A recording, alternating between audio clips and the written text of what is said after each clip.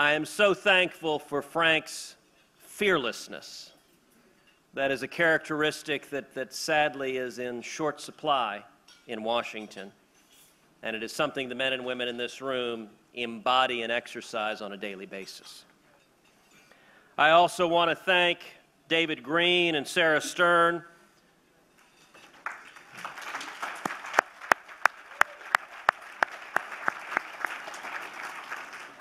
for the indispensable contribution that Emmett gives to protecting and defending both America and the nation of Israel.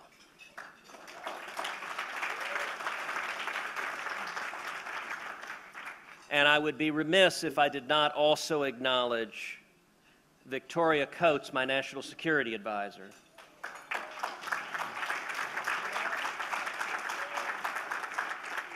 who is a passionate defender of liberty and American exceptionalism, and I'm honored to work with her.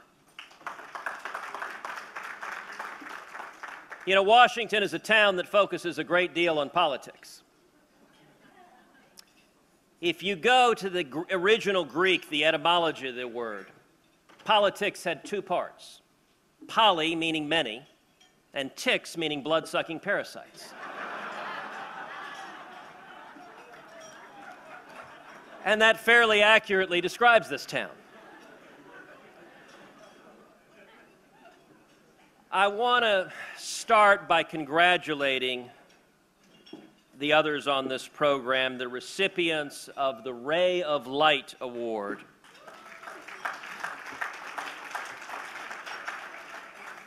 For having the courage to tell the truth in this vital fight against radical Islamic terrorism.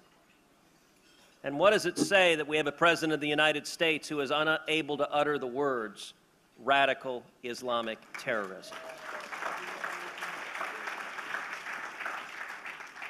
As we've sat here tonight and considered the careers of Congressman Lantos and his extraordinary daughter, that was phenomenal, and Congressman Duncan, and Brett Stevens and his powerful voice, and Reza Khalili, I am truly humbled to be in their midst and wondering what on earth you are doing, including a politician and freshman senator in that mix. Indeed, I'm reminded of one time I was on an airplane, and a voice came over the loudspeaker paging Tom Cruise. And somewhat sheepishly, I came to the front of the plane and said, I think possibly you might be looking for me. You have never seen so many disappointed flight attendants. Well, I may not be in the league with the other honorees tonight, but I am certainly honored and humbled to join them and to join you. The work that the Endowment for Middle East Truth does is so incredibly important. Spreading truth on Capitol Hill, a place it does not normally reside. And I have to say, Texans feel a special kinship with the nation of Israel. You know, I remember growing up in Texas, a seminal moment for me was the Entebbe raid. I was a kid at the time, and I remember the nation of Israel's response to terrorism and assault in the Entebbe raid. To me, what it said is, you may take Israelis hostage, and our citizens may lose their life if they are taken hostage. But you, the terrorist, you're going to die.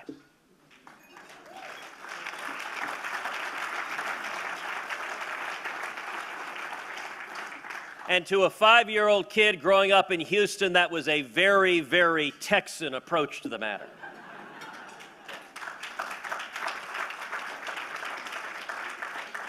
I have often wished U.S. foreign policy could discover a bit of the spinal fortitude of Israeli foreign policy.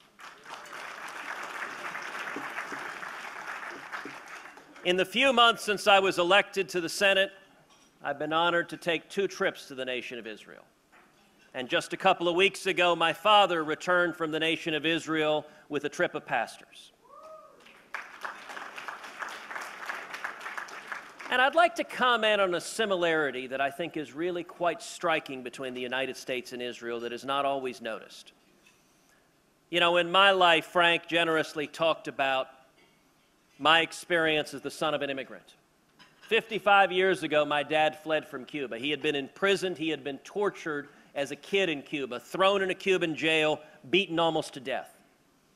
And when my dad came to Texas in 1957, he was 18, he couldn't speak English, he had $100 sewn into his underwear. And he washed dishes making 50 cents an hour to pay his way through the University of Texas, to get a job, to start a business, and to work towards the American dream. Now, my whole life, my dad's been my hero. But the most extraordinary thing I find about his story is how commonplace it is. Every one of us in this room has a story just like that. We are a nation where all of us are the children of those who risked everything for liberty. And the very same thing is true about the nation of Israel. The fundamental DNA of what it means to be an American, I am convinced, is to value liberty and opportunity above all else. And that founding principle is the principle that animates the nation of Israel as well.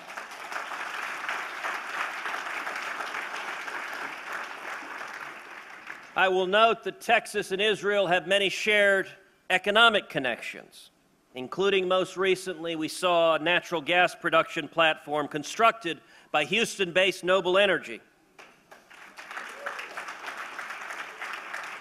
in the Tamar natural gas field off the coast of Israel.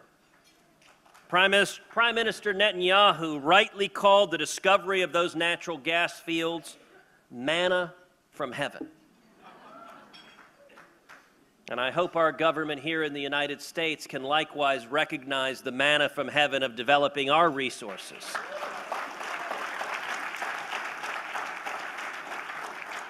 So that the United States and Israel can, I hope, one day soon no longer be dependent and beholden to other nations and nations that hate us.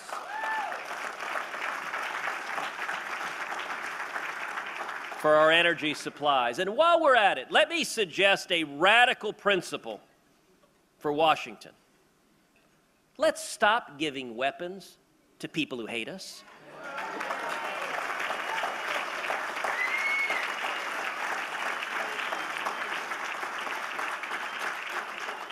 It is only in the Beltway that that is considered anything other than blazingly obvious.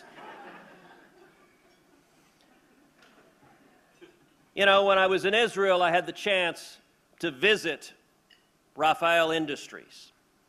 And I will note my father's name is Rafael Cruz, my name is Rafael Cruz. I was truly impressed that they went out of their way to welcome me by naming the entire operation after my dad and my grandfather. That was really powerful. But, you know, it was shortly after the incredible rocket attacks we saw at the end of last year. And it was absolutely amazing to see the effectiveness of the Iron Dome missile defense system in protecting Israel.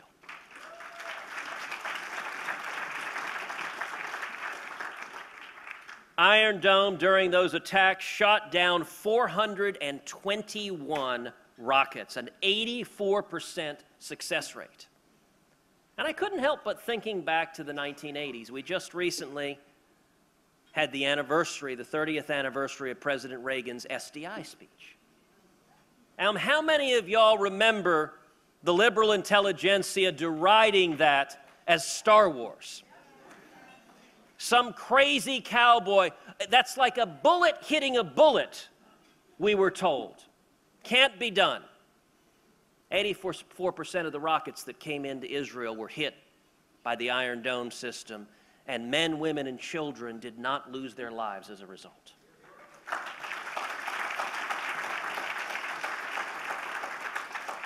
In fact, I would encourage any of you, if you haven't seen it, to go home tonight and Google the following phrase: Iron Dome wedding.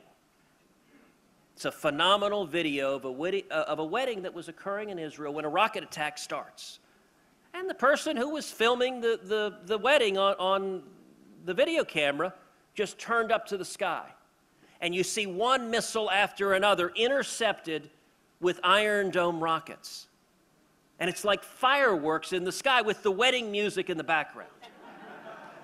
It is an extraordinary video. I would encourage you to watch it. It needs no commentary. You just watch it, and it underscores one of the many ways the alliance between Israel and the United States is so vital, as they are testing and implementing technology to defend themselves, and at the same time technology that's vital to defend the United States of America.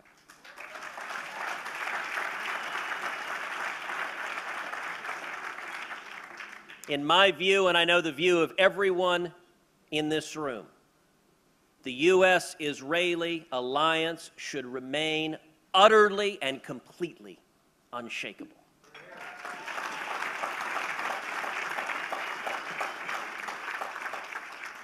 And I'll tell you, nothing right now illustrates the importance of that to U.S. national security more than the situation in the nation of Iran. In my view, the threat of Iran acquiring nuclear weapons capability is the single gravest national security threat to the United States and the entire world.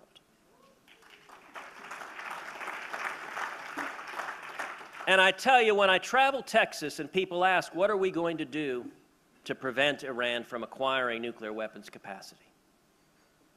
The truth of the matter is, I have grave doubts that this administration is going to do much of anything.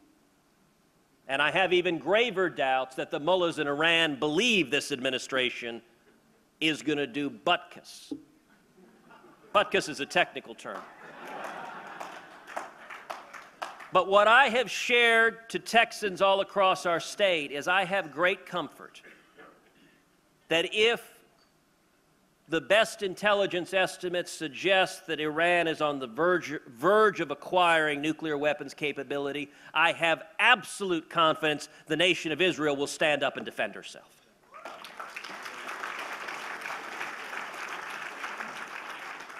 And in taking out that nuclear weapons capability, Israel could not do a greater service to the national security interest of the United States.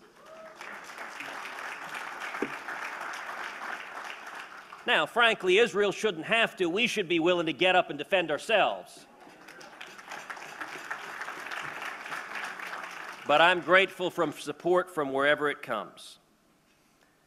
You know, I know Sarah has been a longtime admirer of President Reagan's formidable ambassador to the United Nations, Jeane Kirkpatrick. And I'm told Ambassador Kirkpatrick was a big fan of Sarah's as well. Oh, that I wish the President would send an ambassador to the United Nations like Jeane Kirkpatrick.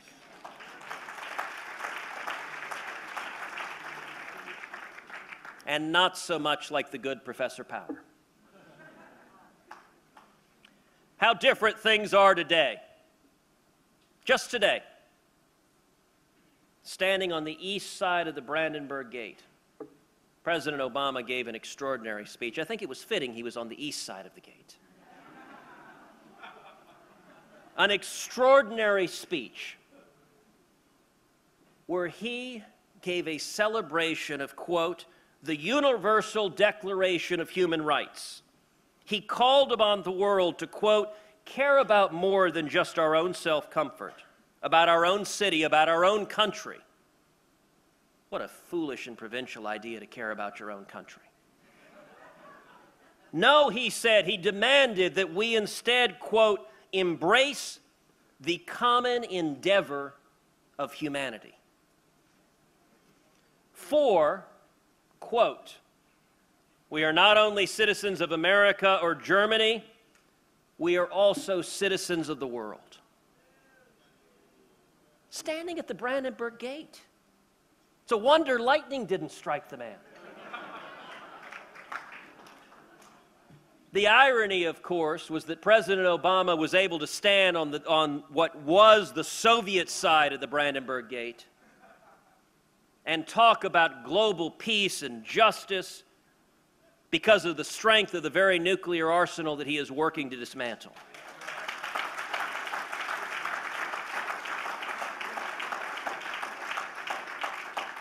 when the president claimed that at the end of the Cold War, quote, openness won, tolerance won, and freedom won here in Berlin.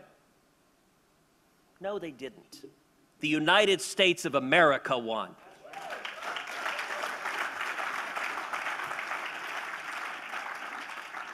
The Berlin Wall did not simply come tumbling down because openness and tolerance and kumbaya surrounded it as folks in flowers sung outside the wall.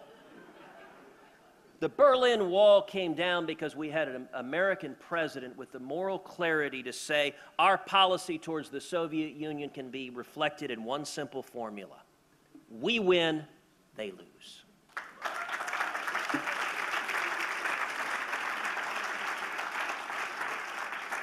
We had a president with the moral clarity to say that the Soviet Union was an evil empire and Marxism-Leninism would end up on the ash heap of history.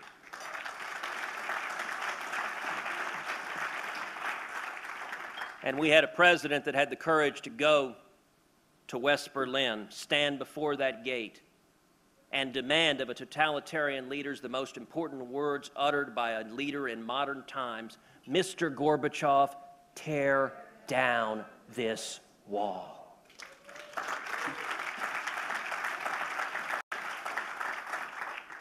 Now, obviously, the world has changed from a Cold War world between two superpowers. And yet I think it's fair to ask, are the totalitarian aspiring nuclear states in Iran and North Korea philosophically all that far removed from the Soviet Union? Are 21st century tyrants fundamentally different? Will they be persuaded, as President Obama suggests, to reject their ambitions and instead to embrace, quote, the new international framework for peaceful nuclear power? You know, if there's one principle that has been true through time immemorial, it is that tyrants and bullies do not respect weakness or appeasement.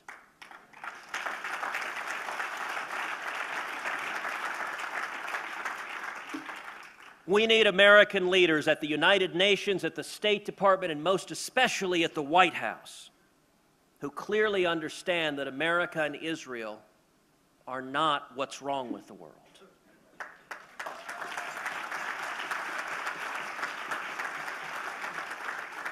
What's wrong with the world right now is ceding moral and legal authority and sovereignty to a United Nations that passes resolution after resolution condemning a democratic Israel and yet turns a blind eye to the human rights violations in China and Iran and Cuba.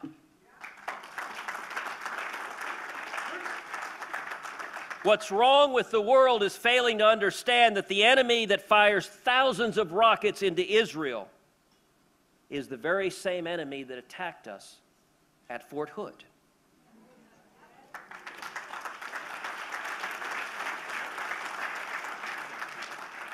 And calling it, quote, workplace violence won't make it any less deadly. I will note this morning in the Judiciary Committee, the director of the FBI testified. And I asked the director, why is it that this administration has been so poor in connecting the dots, whether with the Boston bombing, with the Fort Hood murderer, where the FBI had ample information about what was happening with the Tsarnaev brothers. We were told by Russia. And yet, was it that political correctness prevented the law enforcement officials of the United States from actually tracking down those leads and stopping violent terrorists we knew about before they killed innocents? I'm sorry to say his answer with respect to Major Hassan when I asked that the FBI had emails with al-Awlaki going back and forth about radical jihad, where Major Hassan asks about killing fellow service members, and the answer that was given was, well, at the time we assessed al-Awlaki as only proselytizing radical Islam. It wasn't operational terrorism, so we weren't concerned. I got to say that's a view that really misunderstands cause and effect. Proselytizing radical Islam to a major in the Army is fundamentally dangerous, and the idea that our national security apparatus said, no concern, is deeply troubling. What's wrong in the world is letting the terrorist attacks on 4 Americans in Benghazi go unavenged for more than 9 months.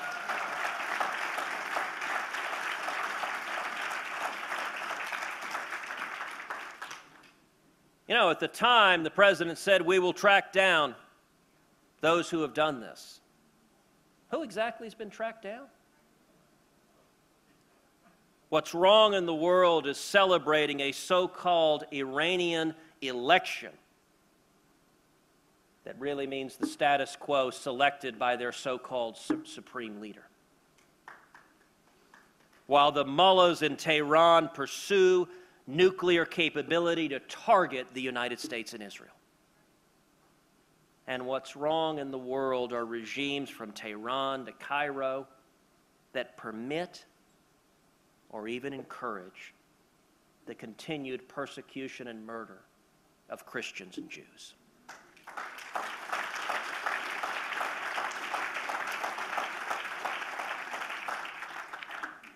The table tonight, the woman I was sitting next to brought up Alan Gross, who's languished in a Cuban prison.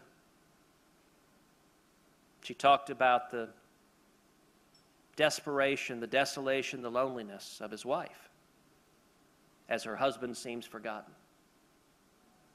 Why is the president talking about being a citizen of the world instead of being the president of the United States and defending U.S. citizens in hellholes?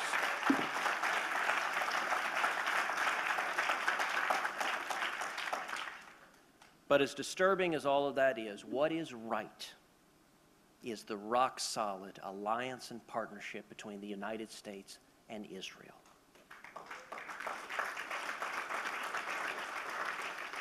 What is right is the foundation of this organization, the commitment of the men and women here to tell the truth, because the truth clarifies. We are blessed to be standing together, working to tell the truth, and I am convinced more and more Americans are standing with us to get back to the founding principles of this country, to get back to liberty, to stand once again in defense of the United States, in defense of our Constitution, in defense of this great nation as that shining city on a hill that it is and was and will be for generations to come. Thank you, and God bless you.